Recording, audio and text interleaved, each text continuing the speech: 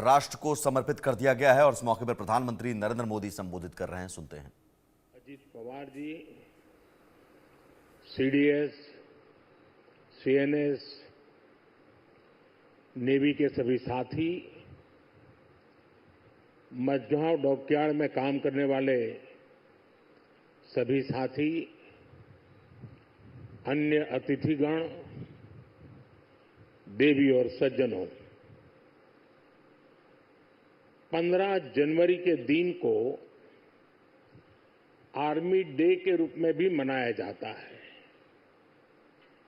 देश की रक्षा के लिए अपना जीवन समर्पित करने वाले प्रत्येक जाबाज को मैं नमन करता हूं। मां भारती की रक्षा में जुटे हर वीर वीरांगना को मैं आज के दिन बधाई देता हूं। साथियों, आज भारत की समुद्री विरासत नेवी के गौरवशाली इतिहास और आत्मनिर्भर भारत अभियान के लिए भी बहुत बड़ा दिन है।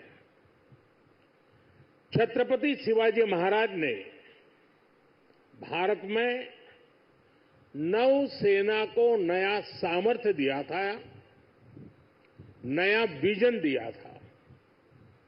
आज उनकी इस पावन धरती पर 21वीं सदी की नेवी को सशक्त करने की तरफ हम एक बहुत बड़ा कदम उठा रहे हैं। ये पहली बार हो रहा है जब एक डिस्ट्रॉयर, एक फ्रिगेट और एक सबमरीन, तीनों को एक साथ कमीशन किया जा रहा है। और सबसे गर्व की बात कि ये तीनों frontline platforms made in India है। मैं भारतीय नौसेना को, इनके निर्माण कार्य से जुड़े सभी साथियों को, इंजीनियर्स को, श्रमिकों को और पूरे देश को बधाई देता हूं। साथियों, आज का एक कार्यक्रम हमारी गौरवशाली धरोहर को भविष्य की आकांक्षाओं से जोड़ता है। लंबी समुद्री यात्राएं, commerce, naval defence, ship industry, इसमें हमारा एक समृद्ध इतिहास रहा है। अपने इतिहास से प्रेरणा लेते हुए आज का भारत दुनिया की एक मेजर मैरीटाइम पावर बन रहा है। आज जो प्लेटफॉर्म लॉन्च हुए हैं, उनमें भी इसकी झलक है। अब जैसे हमारा नीलगिरी चौल वंश के समुद्री सामर्थ्य के प्रति समर्पित है।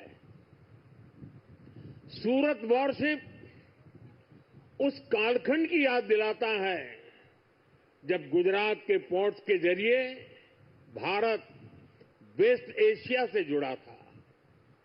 इन दिनों ये दोनों शिप्स, इसके साथ आज बागशीर सबमरीन की कमीशनिंग भी हो रही है।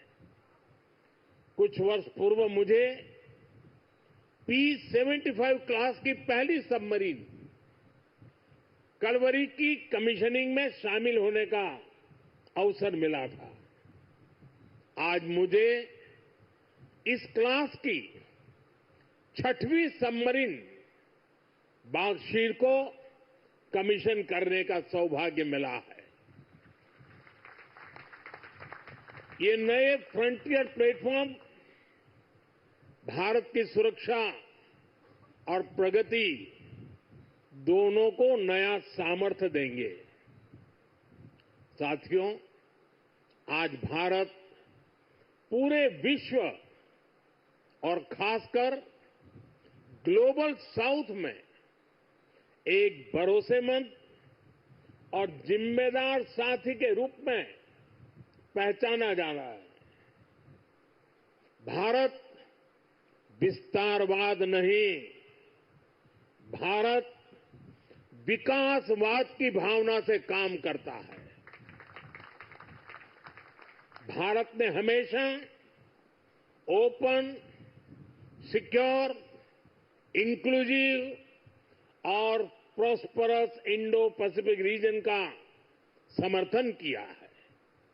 इसलिए जब समुद्र से सटे देशों के विकास की बात आई तो भारत ने मंत्र दिया सागर। सागर का मतलब है security and growth for all in the region. हम सागर के विजन के साथ आगे बढ़े। जब भारत के सामने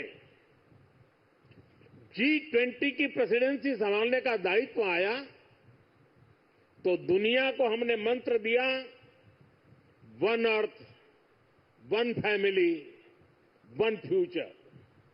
जब दुनिया कोरोना से लड़ते हुए पस्त पड़ रही थी तब भारत ने विजन दिया वन अर्थ, वन हेल्थ। हम पूरे विश्व को अपना परिवार मानकर चलते हैं।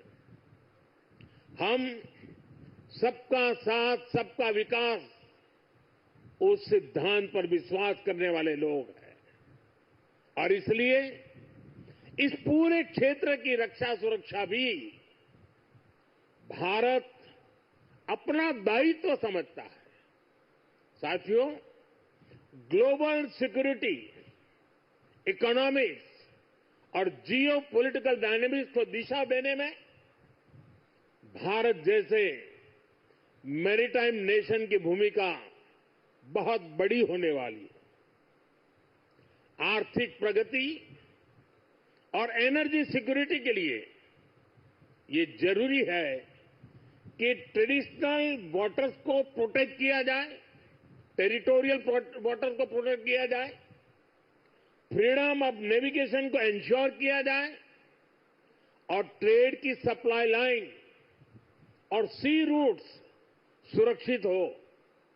हमें आतंकवाद, हथियारों और ड्रग्स की तस्करी में इस पूरे क्षेत्र को बचाकर रखना है। इसलिए आज जरूरी है कि समुद्र को सेफ और प्रॉस्परस बनाने में हम ग्लोबल पार्टनर बने। हम लॉजिस्टिक की एफिशिएंसी बढ़ाने और शिपिंग इंडस्ट्री के लिए काम करें। हम रेयर मिनरल्स, फिश स्टॉक जैसे ओशन रिसोर्सेज का दुरुपयोग रोकने में और इसे मैनेज करने की कैपेसिटी डेवलप करें। हम न्यू शिपिंग रूट्स और सी लेन्स पर अब कम्युनिकेशन को खोजने में इन्वेस्ट करें। मुझे खुशी है कि आज भारत इस दिशा में लगातार कदम उठा रहा है। भारत पूरे इंडियन ओशन रीजन में फर्स्ट रिस्पॉन्डर भी बनकर उभरा है। बीते कुछ महीनों में ही हमारी नौसेना ने सैकड़ों जानें बचाई हैं। हजारों करोड़ रुपए के नेशनल और इंटरनेशनल कार्गो की सुरक्षा की है। इससे दुनिया का भारत पर भरोसा बढ़ा है, आप सबके कारण बढ़ा है और इसलिए मैं आज आप सबका भी अभिनंदन करता हूं।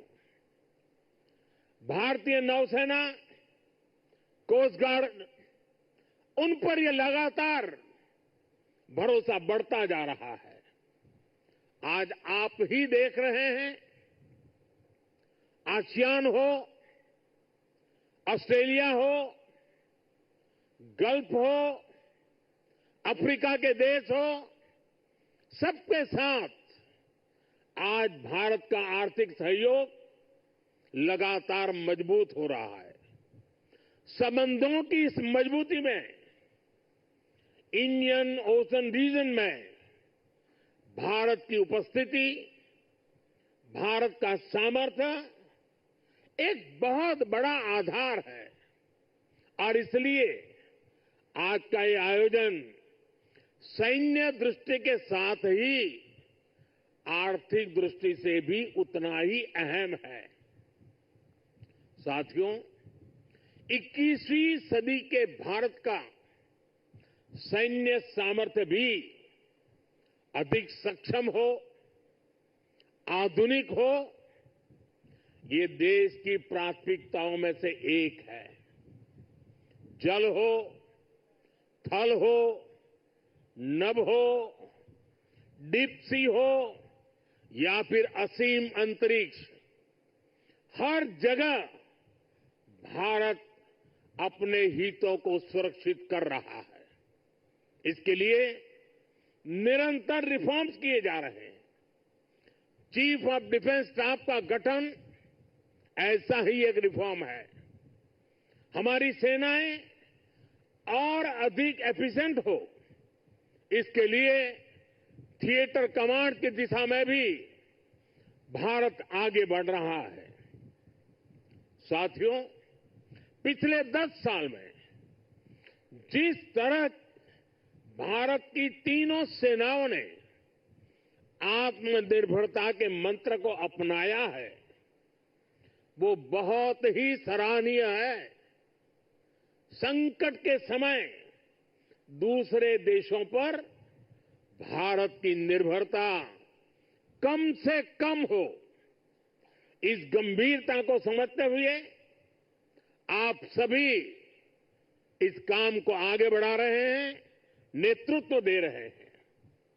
हमारी सेनाओं ने 5,000 से ज्यादा ऐसे साजो सामान और उपकरणों की लिस्ट तैयार की है जो अब वो विदेशों से नहीं मंगाएगी। जब भारत का सैनिक भारत में बने साजो सामान के साथ आगे बढ़ता है तो उसका आत्मविश्वास भी कुछ अलग ही होता है। पिछले 10 साल में कर्नाटका में देश की सबसे बड़ी हेलीकॉप्टर बनाने वाली फैक्ट्री शुरू हुई है। सेनाओं के लिए ट्रांसपोर्ट एयरक्राफ्ट बनाने वाली फैक्ट्री शुरू हुई है। तेजस फाइटर प्लेन के भारत की साख को आसमान की नई ऊंचाई पर पहुंचाया है। यूपी और तमिलनाडु में बन रहे डिफेंस कॉरिडोर्स डिफेंस प्रोडक्शन को और गति देने वाले हैं। और मुझे खुशी है कि हमारी नेवी ने भी मेक इन इंडिया अभियान का बहुत अधिक विस्तार किया है। इसमें मझगांव डॉकयार्ड के आप सभी साथियों की भी बहुत बड़ी भूमिका है। पिछले 10 साल में नेवी में 33 शिप्स और 7 सबमरीन्स को शामिल किया गया है। इन 40 नेवल वेसल्स में से 39 भारतीय शिपयार्ड में ही बने हैं।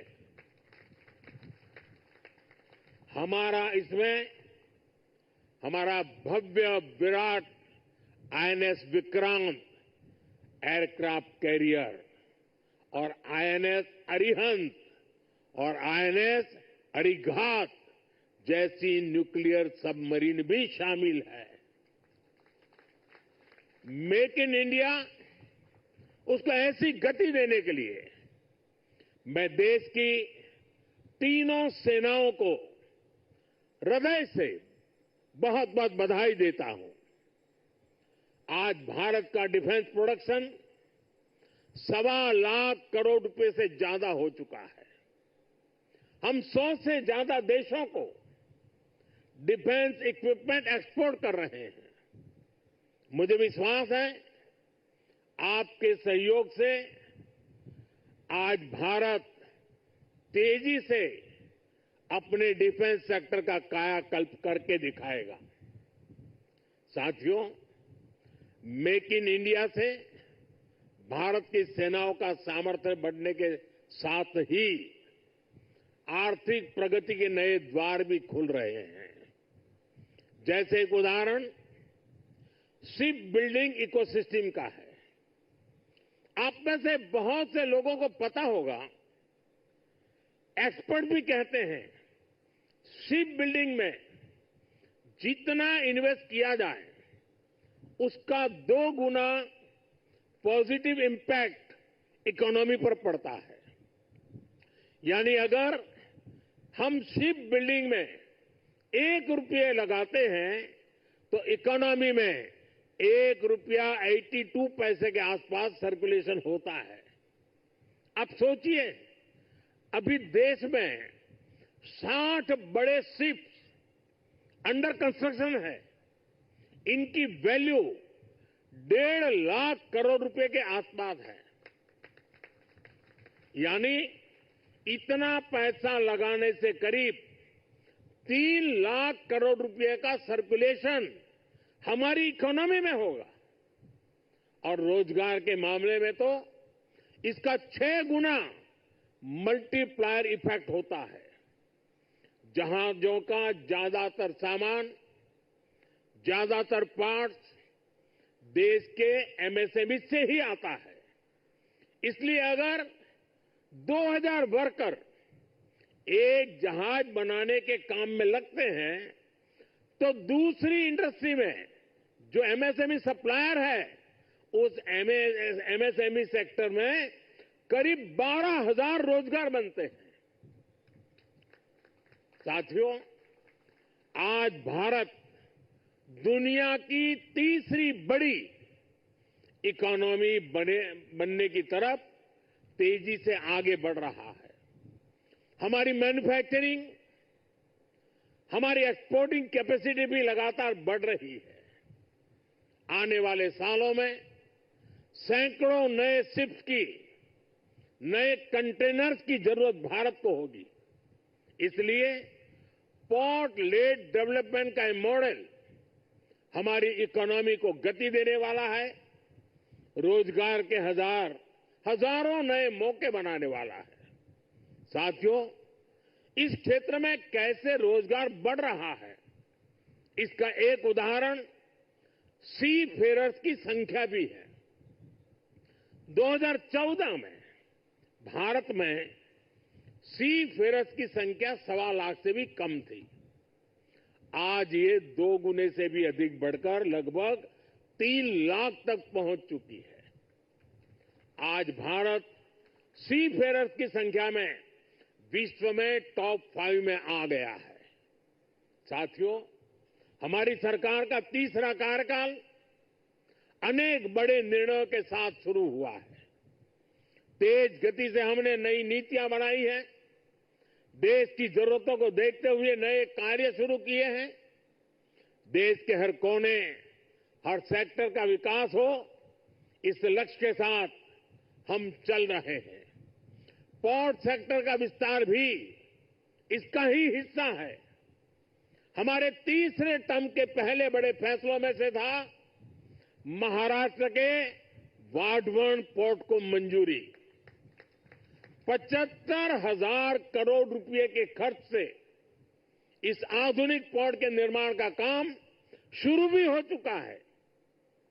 इससे भी महाराष्ट्र में रोजगार के हजारों नए अवसर बनने वाले हैं।